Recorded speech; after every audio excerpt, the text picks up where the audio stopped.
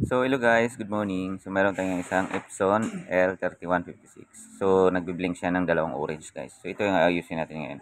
Pag ganito kasi guys, kailangan na siyang i-reset yung printer. Baga na abot mo na yung maximum pages niya.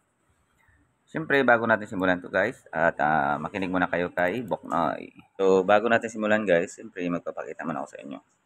So, ayun, kasi mahirap ng iba kasi hindi natin natapos ang video, kaya nahirapan sila kung saan kuhain ang link. Yung receiver nga pala ng Epson ah,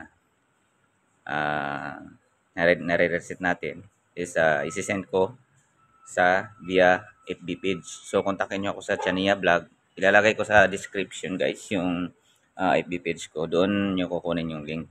I-PPM nyo lang ako at isi-send ko sa inyo. Dali naman ako kausap guys.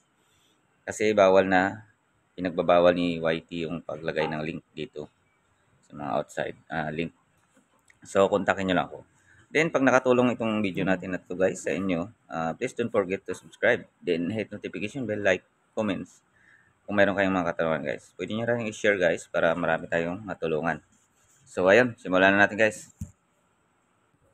So, alright. Simulan na natin guys. So, sundan nyo lang yung cursor guys.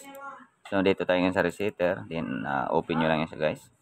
Then, siyempre, particular adjustment mode. Siyempre, pipiliin na natin yung printer natin guys. So, 3150 kasi, series kasi yun guys. Kaya, ito lang lumalabas ito. Hindi yung 56.